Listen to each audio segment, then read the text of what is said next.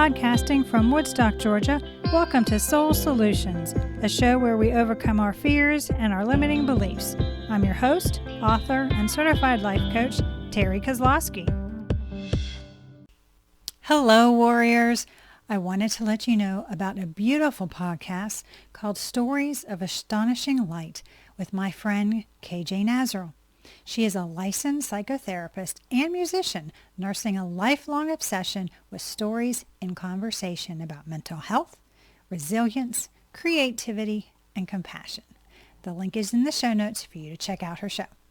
Now let's start this week's episode. Episode 43. How can you find a clear direction when you feel lost and confused? For many years, I felt very lost and confused. I was in a good partnership with my husband. The kids were grown and living their own lives. All was well, but I felt like something was missing. I had a job I enjoyed, but had nothing I was really passionate about doing. When we moved into our current home, I started exploring. I went to painting classes, yoga classes, and joined a book club. I enjoyed the discovery process I was going through despite not feeling clear about my life's direction.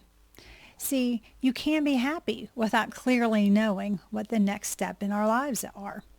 Remember, our life is about the journey, not the destination.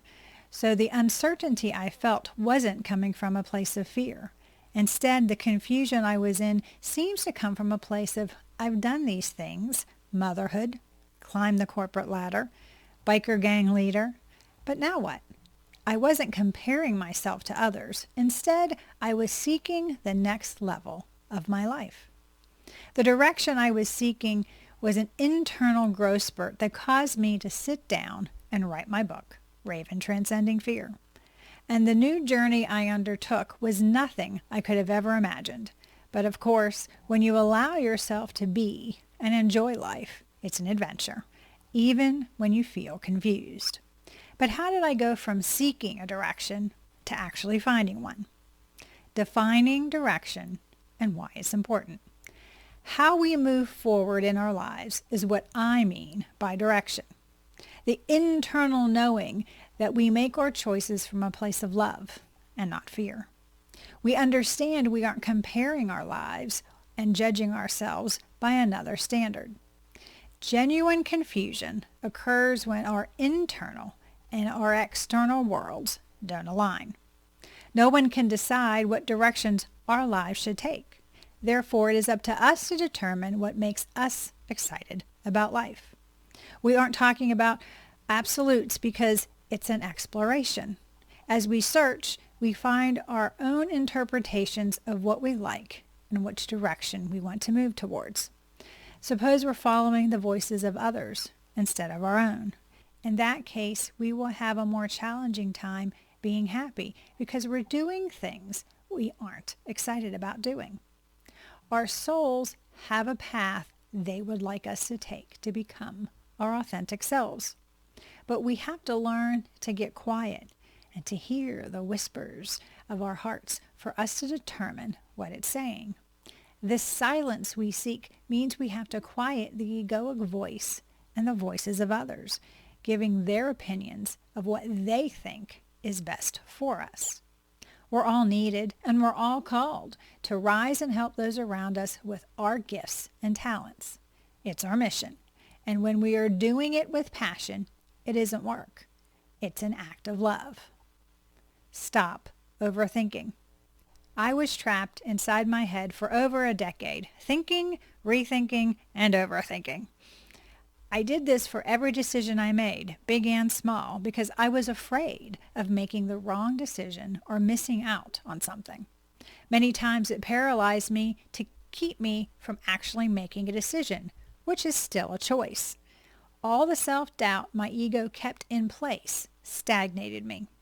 Yes, we should look at the potential outcomes of actions we take. Look at the possibilities and the consequences. But are we allowing this analysis to be an excuse for inaction?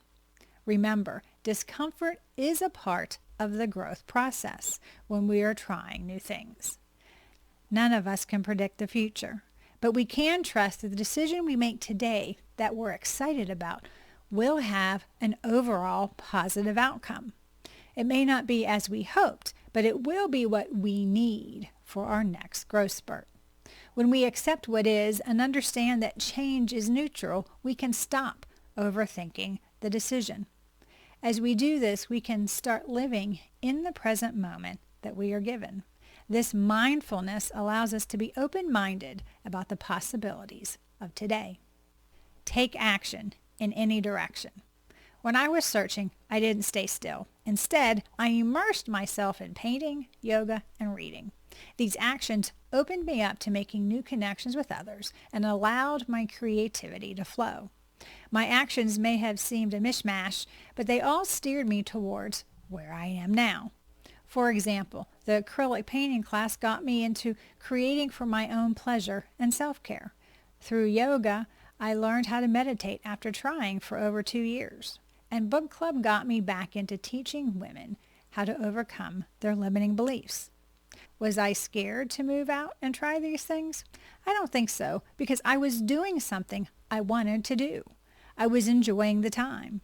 I wasn't concerned that I would take a misstep because I was excited I was taking these actions. Now, I tried watercolor painting, and that wasn't for me. I went a few times, but I allowed myself to change my mind about this medium. I took action, but I didn't have to stay on that path. If something doesn't work out, we've learned something. Now we have time to try something different.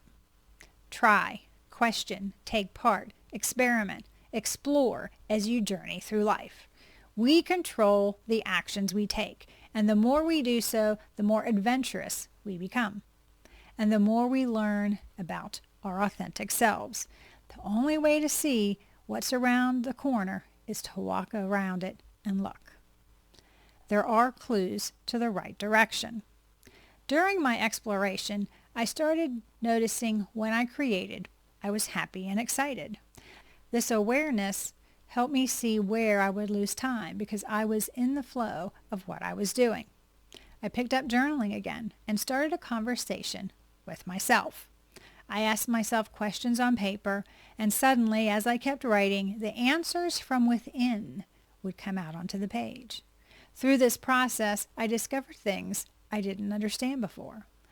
Doing this each morning allowed me to become clear about things I liked, my desires, and those things I didn't want to do anymore.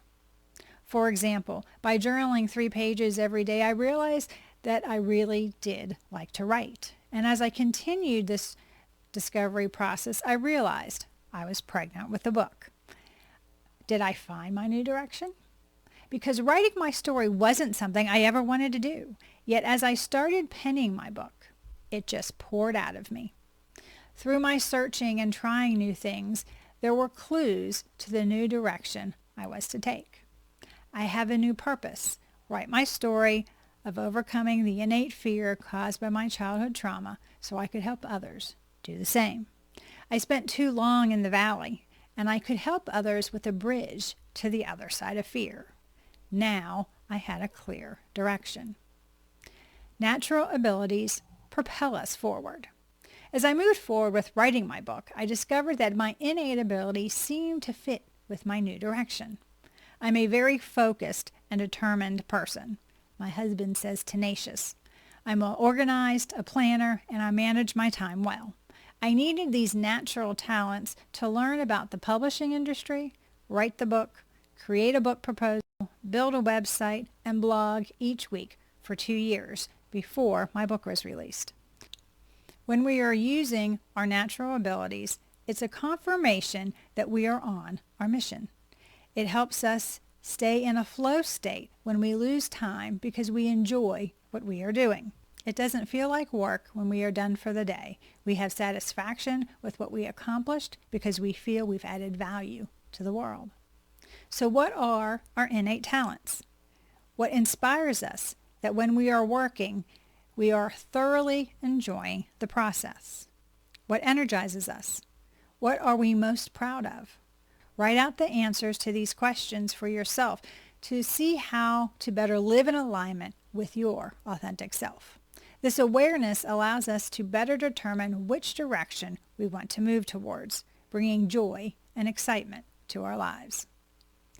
Have people who support the direction. As I was seeking my new direction, my husband, Philip, was utterly supportive. He encouraged the painting classes by building me a place in the house to be creative. He was happy that I was going to create my website all by myself. He gave me the freedom to grow as well as to take missteps without negative comments.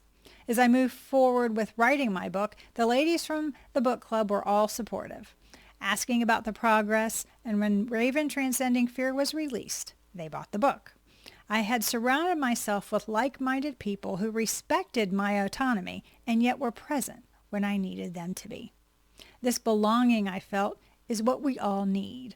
No one is meant to be alone, and when we feel lost, we isolate ourselves, which compounds the issue. When we open up and share our new direction with others, most likely we will find support waiting for us. And if others are unsupportive, be conscious of what we should share. We don't want to be discouraged by another's negative comments, so choose not to share with those who are contrary or spend less time with them, and instead spend time with those who lift us up, provide solutions, and reassurance. Trust our instincts. Our gut response is the one that is most in tune with our authenticity. It also helps us from overthinking. When we have too much information, we overload and become immobilized and don't take action.